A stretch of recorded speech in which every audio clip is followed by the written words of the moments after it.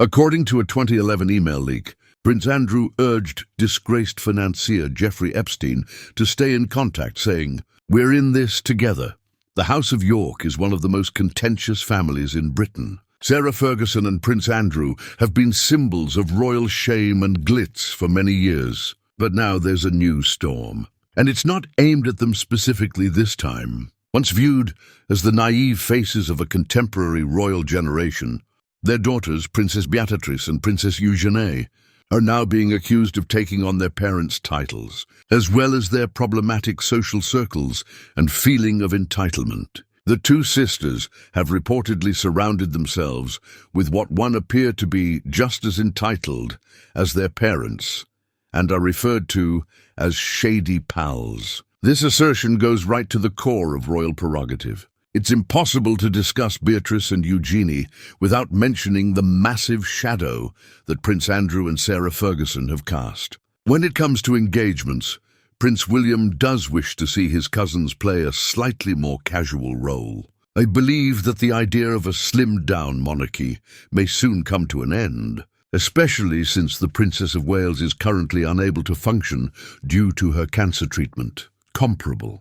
Once hailed as the Queen's gorgeous, courageous son and the air hero of the Falklands, Andrew is now a disgrace. His awful nighttime interview on BBC News, his reputation is now radioactive due to his resignation from public service and his involvement with scandal. In contrast, Sarah Ferguson has endured her own excesses and been the target of tabloid jokes. She has spent decades straddling the tightrope between royal rehabilitation and ruin, from the notorious toe-sucking scandal of the 1990s to her terrible financial difficulties and her now famous cash-for-access trap. Sarah Ferguson is being distanced by a children's charity. Julia's House, a child hospice centre, has confirmed that it will no longer be collaborating with the Duchess of York after an email she sent to convicted criminal Jeffrey Epstein in 2011, referring to him as a superior friend, reappeared. It is in this environment that Beatrice and Eugenie were surrounded by controversy, as well as wealth, status and fame, as they grew up.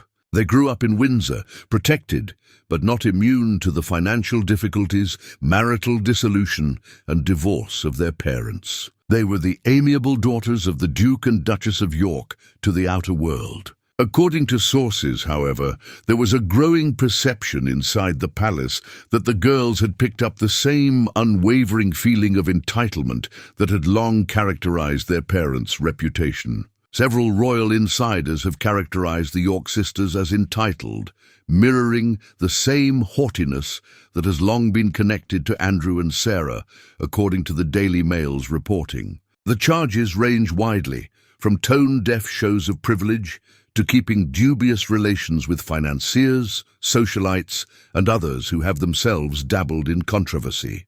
According to an insider cited in the report, Beatrice and Eugenie are both totally detached from reality, interacting with people in elite circles, protected by their wealth and connections, and apparently oblivious to how their decisions are perceived by the general population. This week's magazine cover featured your favorite pair, Beatrice and Eugenie, the king's nieces, who were referred to be the royal family's hidden weapons. Was that headline written by you? It's a bit of a journalistic cliché, I must admit. Secrets that we might have to stop, in my opinion. Such a thing does not exist. Indirectly, the article connects them to a network of family friends who have a reputation for being contentious. Individuals whose actions have caused controversy in both corporate and aristocratic circles.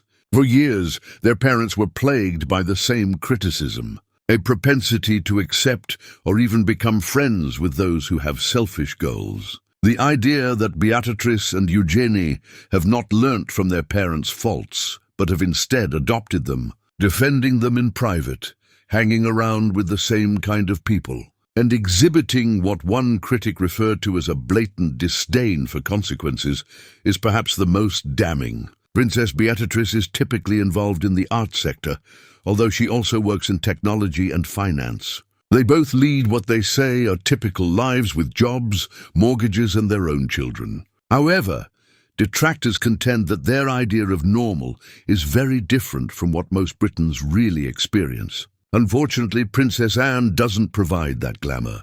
Therefore, I still don't think we'll see her on the top page of any newspaper.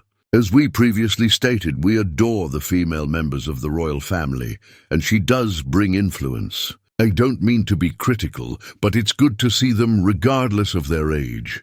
Both reside in homes worth millions of pounds. Beatrice typically lives in Kensington Palace, a regal grey and favour palace, and in a Cotswold property that she bought with assistance from her husband's affluent family. They take lavish vacations, go to prestigious events, and mingle with the same affluent circles that have made the York family famous for so long. People who know them describe them as industrious, kind and warm. However, critics contend that they enjoy great luxury without being held accountable, and are rarely held accountable for decisions that would bring down a lesser-known public figure. In other words, they are still royal even though they may be effective. And that entails a degree of accessibility and ease that most people will never experience. Therefore, the criticism is directed at what they stand for, rather than what they actually do. The eternal bubble of regal privilege. Their social ties are arguably the most delicate aspect of the charges. According to reports, the York sisters keep up friendships with people who have been involved in a dispute. My mother was an amazing children's author when I was growing up. That feeling of imagination was thus genuinely cultivated by stories. From wealthy individuals with secret wealth to famous pals with dubious backgrounds. These kinds of allegations have been made before. In an attempt to exchange their closeness to monarchy for power, the Yorks have a long history of hanging out with affluent outsiders. Defenders of Beatrice and Eugenie contend that they are merely amiable and compassionate, evaluating people based on their character rather than their public personas. However, some claim that this naivete is a reflection of the same poor decision that destroyed their father. Their network, according to one insider, is a revolving door of the notorious and the ambitious, an awkward echo of their parents' social calendars in the 1990s, which were full of private jets, glitzy dinners and influential people. According to royal watchers, the sisters' connections may be more about survival than enjoyment, a means of remaining relevant in a society that still values the royal blood cash, despite the monarchy's decline. What we do know about Prince Andrew and Jeffrey Epstein, a businessman and convicted child advocate, is as follows. We know that in 1999, Prince Andrew met Jeffrey Epstein. He saw him rather frequently, as we know.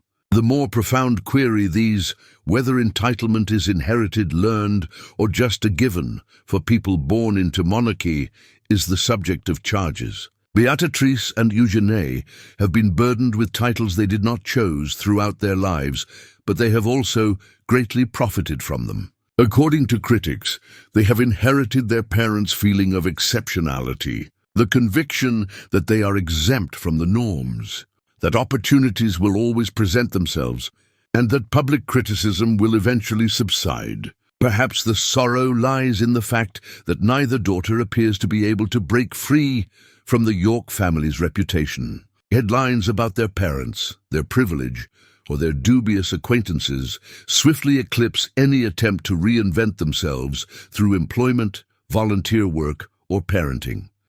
Additionally, the Yorks seem to be caught in a never-ending cycle of controversy and self-defense, whilst other royals have been able to modernize their image. Naturally, not everyone shares the negative portrayals in the media. The sisters' friends have stepped out, calling the allegations egregiously unjust. They contend that in light of their circumstances, Beatrice and Eugenie have led astonishingly normal lives. Compared to the more senior royals, both maintain relatively quiet profiles, have stable occupations, and were married for love. They participate in philanthropic endeavors and are loving mothers. Numerous royal analysts also point out that a large portion of the public's animosity stems less from the sisters' actions and more bitterly against Prince Andrew. By association, his acts have damaged their reputation. They seem to be bearing the consequences of their father's transgressions, condemned for simply being faithful to him. According to one former courtier, however, in the royal family, image is everything. And if your image is tied to scandal, innocence doesn't save you. The York saga brings even more significant issues regarding the monarchy's own future. King Charles has frequently discussed the creation of a more functional monarchy that prioritizes responsibility over luxury. Did you actually take the money? You once had $40,000 in cash in front of you. Have you taken? Of course, indeed. I was handed it, put it in the car, and immediately gave it back after the scandal surfaced. Don't attempt to fool me now, Michael, because I'm not going to play this game. I knew it was a scandal as soon as it broke. Remove that line.